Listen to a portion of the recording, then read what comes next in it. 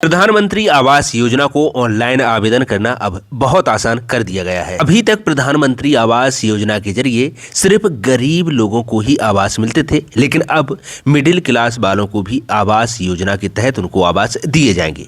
जिनकी वार्षिक आय 3 लाख रुपए से कम है, उनको भी अब आवास आसानी से मिल जाएंगे और इसको ऑनलाइन अप्लाई करना बहुत आसान कर दिया गया है, जो कि आप अपने मोबाइल से ही घर बैठे कर सकते हो। आपके द्वारा ऑनलाइन करने के बाद सर्वेक्षण किया जाता है और तुरंत ही आपको एक नया आवास बनाने के लिए अनुदान की राशि आपके सीधे बैंक खाते में भेज दी जाती है। आइए बताते हैं ऑनलाइन की प्रक्रिया। आपको अपने मोबाइल में गूगल प्ले स्टोर में आपको पीएम आवास योजना सर्च करना है। नीचे लिखा हुआ है अप्लाई फॉर PMAY 2.0, आपको इस पर क्लिक करना है। यहाँ पर देखेंगे तो 3 लाख रुपए तक वार्षिक आय होनी चाहिए, सबसे पहले उन्होंने लिख के दे दिया है। नीचे आप आगे बढ़े पर क्लिक करेंगे। यहाँ पर आवश्यक दस्तावेज बताए गए हैं कि क्या क्या आपके पास होने चाहिए। यहाँ पर लिखा हुआ है आपका आधार कार्ड होना चाहिए, आवेदक का आधार कार्ड, उसके बाद उसके परिवार का भी आधार कार्ड यहाँ पर होना अनिवार्य है। नीचे आपको अपना बैंक का डिटेल्स देना होगा, आय प्रमाण पत्र और भूमि के दस्तावेज, यानी कि जहाँ पर आपको मकान बनवाना है उसकी कोई नकल वगैरह जो भी है। नीचे प्रोसीड लिखा हुआ है, इस पर हमें क्लिक करना है। प्रोसीड करेंगे तो यहाँ पर कुछ डिटेल्स भरने होती है। सबसे पहले आपको ऊपर अपना स्टेट चुनना है कि आप किस प्रदेश के हैं। उसके बाद नीचे यहाँ पर आपको अपनी इनकम भरनी है, जो कि आपके आय प्रमाण पत्र में लिखा हुआ है कि आपकी जो वार्षिक आय है वो कितनी है, वो आप यहाँ पर डाल देंगे, जितनी भी आपकी वार्षिक आय बनी हुई है। नीचे आप यहाँ पर देखेंगे तो आपको ऊपर वाला जो ऑप्शन है बेनिफिशियरी लेड कंस्ट्रक्शन, आपको इस पर क्लिक करना है। नीचे आप आएंगे तो ये जो ऑप्शन है इनको आपको नो कर देना है। मैंने यहाँ पर नो कर दिया, आप इसको पढ़ लीजिएगा। इसका मतलब ये है कि आपका कहीं भारत में और कहीं आवास तो नहीं है, इस तरीके से डिटेल्स यहाँ पर है। यहाँ पर हम चेक एलिजिबिलिटी पर क्लिक करेंगे तो हमें यहाँ पर हम एलिजिबल हैं, क्योंकि ये ऑप्शन खुल चुका है। अब देखिए ऊपर आपको यहाँ पर अपना आधार कार्ड नंबर डालना है और ऊपर आधार कार्ड नंबर नीचे आपको उसी आधार कार्ड पर जो नाम है सही करेक्ट वो नाम डालना है। नीचे आप आएंगे, इसको पढ़ सकते हैं, इस बॉक्स पर क्लिक करना है, जनरेट OTP पर क्लिक करना है। तो अभी हमने जो मोबाइल नंबर दिया है उस पर OTP जाता है, वो OTP हमें यहाँ पर देखिए ओके कर देना है और वो OTP हमें यहाँ पर डाल देना है। उसके बाद हम यहाँ पर सबमिट करेंगे, अगला पेज ओपन होकर आएगा। यहाँ पर हमें कुछ अपनी इन्फॉर्मेशन भरनी होती है। यहाँ पर हमें अपनी पूरी डिटेल्स भरनी है, यानी कि आपका जैसे नाम, पता, आपके पिता का नाम, माता का नाम। तो ये मैं पूरा डिटेल्स ना बताऊं, आप समझ जाएंगे, तो मैं इसको थोड़ा सा तेज कर देता हूं वीडियो को और इसमें मैं वो चीज़ें बता देता हूं जो आपको ना समझ में आए। जैसे हम इसको भर लेते हैं अपना पूरा एड्रेस वगैरह। उसके बाद यहाँ पर आता है सिलेक्ट एम्प्लॉय का एक ऑप्शन, आपको इस पर क्लिक करना है। जैसे इस पर आप क्लिक करेंगे तो आपको यहाँ से एम्प्लॉय चुनना है। जैसे आप सेल्फ एम्प्लॉय है, यानी कि आप खुद का बिजनेस करते हैं। सैलड है, यानी कि आपको कोई सैलरी वगैरह मिलती है। रेगुलर वेब है, यानी कि आप सरकारी कोई कर्मचारी हैं, या फिर आप लेबर है यानी कि मजदूर है, नॉट एम्प्लॉय है, या अगर इनमें से कुछ नहीं है तो आप अदर पर टिक कर देंगे। आप जैसे इस पर, जैसे मैं मान लीजिए इनमें से कोई नहीं हूं तो मैं अदर पर टिक कर दूंगा, या आप इनमें से जो भी है तो आप उस पर टिक कर सकते हैं।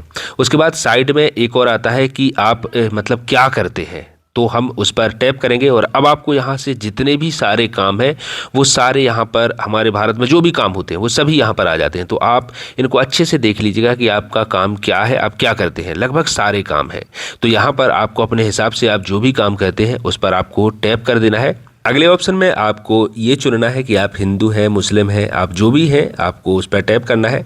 उसके बाद आपको यहाँ कैटेगरी में SC ST OBC जो भी है आपको उस पर टैप करना है। एजुकेशन आपकी कहाँ तक हुई है, नो एजुकेशन यानी कि अनपढ़ हो, या फिर अप टू मैट्रिक है, इंटरमीडिएट है, जो भी है। जैसे मैं यहाँ पर इंटरमीडिएट हूँ तो यहाँ पर हम क्लिक करेंगे इस पर। अब आप यहाँ पर नीचे पढ़ लेंगे कि आप इनमें से किसी के अंतर्गत तो नहीं आते हैं। जैसे यहाँ पर लिखा हुआ है आंगनबाड़ी या जो भी है, यहाँ पर इन सभी के अंतर्गत तो आप नहीं आते हैं। अगर आते हैं तो साइड में आपको यस और नो का ऑप्शन है, अगर आप हैं तो यस करेंगे, नहीं है तो आप नो करेंगे। उसके बाद नीचे आपको सेव एंड नेक्स्ट कंटिन्यू का जो ऑप्शन है इस पर आपको क्लिक करना है। जैसे इस पर क्लिक करेंगे अगला जो पेज होगा वो कुछ इस तरीके से आएगा। यहाँ पर आपको अपने फैमिली मेम्बर की डिटेल्स भरनी होती है, जैसे उसका नाम और उसकी जन्म तिथि, आपके जो भी फैमिली मेम्बर है उनसे आपका रिलेशन क्या है, वो आपके कौन लगते हैं, वाइफ है, हस्बैंड है, फादर है, जो भी है। फैमिली मेम्बर की डिटेल्स भरने के बाद सेव एंड नेक्स्ट पर आपको क्लिक करना है। अगला पेज आएगा, ऊपर आपकी इन्फॉर्मेशन भरी हुई है, नीचे यहाँ पर आपको कुछ डॉक्यूमेंट्स अपलोड करने हैं जो कि आय प्रमाण पत्र कहलाता है। यहाँ पर ये PDF फॉर्म में होना चाहिए, 100 KB से ज़्यादा का ना हो। चूज फाइल पर क्लिक करेंगे, आपकी गैलरी में पहुँचा दिया जाएगा।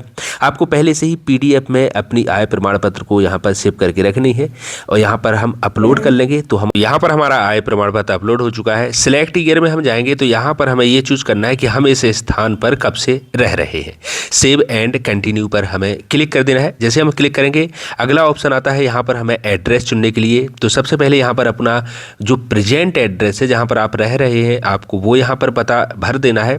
वैसे तो ये अपने आप ही भरा हुआ आ जाता है, लेकिन अगर ये नहीं आता है तो उसके बाद नीचे दूसरे नंबर पर आता है परमानेंट एड्रेस, यानी कि आप जहाँ के स्थायी निवासी हो। अगर आप उसी जगह के स्थायी निवासी हो तो आप वही भर दीजिएगा।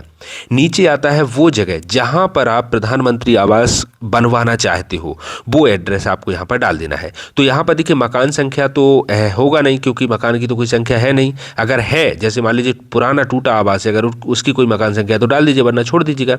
नीचे आपको उसका भी एड्रेस यहाँ पर भर देना है। नीचे आप आते हैं तो आपको भूमि का विवरण यहाँ पर अपलोड करना होता है, जैसे कि आपकी ज़मीन की जैसे कोई खतौनी हो, नकल हो या रजिस्ट्री हो, जो भी हो। तो यहाँ पर देखिए PDF फॉर्म में यहाँ पर अपलोड करनी है। 1 MB से ज़्यादा की नहीं होनी चाहिए। तो PDF में जितने भी पेज हैं आपकी ज़मीन के कागज़ के, वो सारे फ़ोटो क्लिक करके और PDF में बना के रख लीजिएगा। अपलोड पर क्लिक करके इसको अपलोड कर दीजिएगा। देखिए अपलोड हो चुका है। ओके हम कर देंगे। यहाँ पर देखिए फाइल अपलोड हो चुकी है। ओके यहाँ पर हम कर देंगे। उसके बाद सेव एंड नेक्स्ट वाला जो ऑप्शन है इस पर हमें क्लिक करना है।